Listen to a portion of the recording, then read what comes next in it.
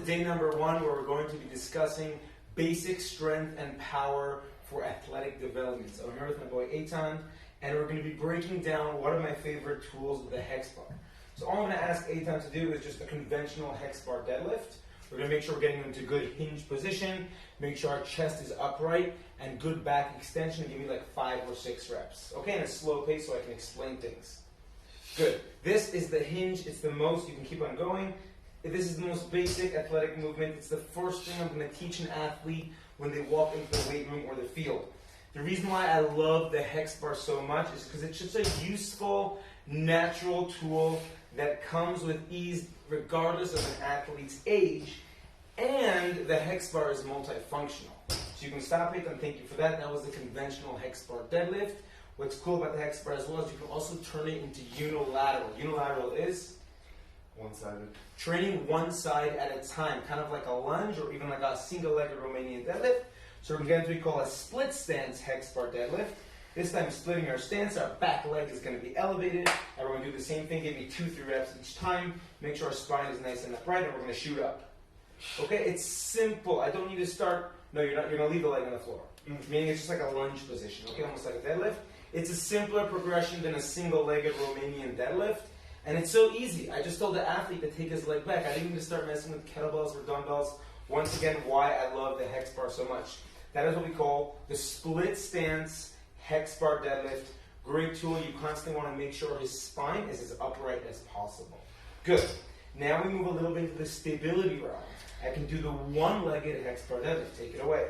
One leg's just going to be slightly stationary. Make sure it doesn't get away in the bar. And we're going to hinge as much as possible with the stable leg. And we're going to show now the leg floats completely. Don't let it touch the floor at all.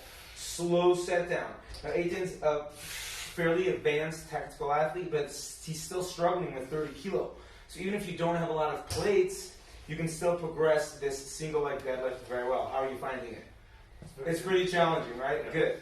So give me like one more rep of that. We'll just make another few points. Make sure that you're using the tripod foot, the big toe, pinky toe, heel, pressing into the floor. That's another reason to lift the barefoot as well. And after he finishes that rep, we're going to move into our next part. Good. Our next part that we're going to do with the hex bar, once again, same tool, useful device, is power. Eitan, what would you define power as? Explosiveness? Explosiveness, moving things quickly, jumps, power cleans, Olympic lifting, snatching. These are all ways of power. So the hex bar, I don't have to teach the athlete any advanced powerlifting movements. All I have to do, Olympic weightlifting movements, all I have to do is say jump with the bar. So I'm going to pick up the bar, and I'm going to have him jump. Before he jumps, every time someone jumps, what do they have to do as well? Look around, make sure you're not going to hit anyone? Yes, but every time you jump, you also...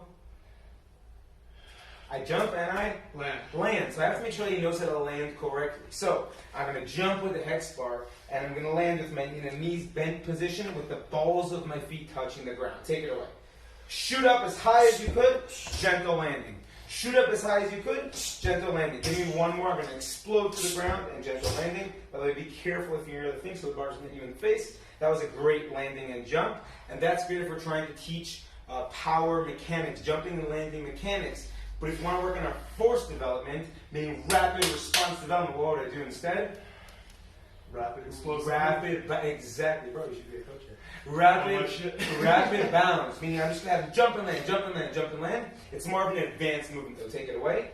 Which means I first want to make sure he knows how to jump and land correctly. Then I'm just going to rapidly jump and bound. I can even bounce off the floor a little bit. Jump and land. Good. That is the concept. Now, if I want to load the bar in an eccentric manner while jumping, I'll have him jump up, quick pause, and then slowly touch the floor. That's called eccentric loading, where I'm controlling the eccentric part as well. Why the hex bar is so freaking awesome. Did you understand that part? Yeah. Take it away. She's going to jump up explosively, pause at the eccentric, and slowly go down.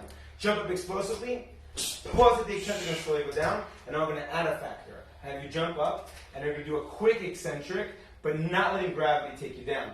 So you can jump up and you're not loading the eccentric, you're dropping with the bar. Okay, this is called advanced eccentric loading, and this is even more important for athletes to really develop because all injuries happen in the eccentric phase. So he's going to jump up, and he's going to collapse under the weight, and his muscles have to contract really hard because now they're working with gravity and the weight of resistance. Cool.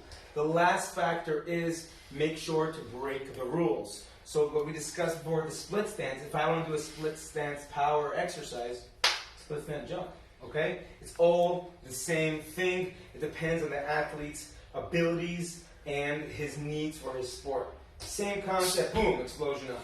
Same concept, boom, explosion up. That's all for the hex bar for today. Why I love the tool so much. Stay tuned for tomorrow's content. We're going to be discussing speed development. Thank you so much for being in this episode, and we'll see you next time. I almost forgot the most important one, the triple extension hex bar deadlift. Here is how you do it to get into your good hex bar stance. And as you explode up, you can add a little bit of explosive calf raise with a strong glute squeeze to ensure that you're getting that good triple extension.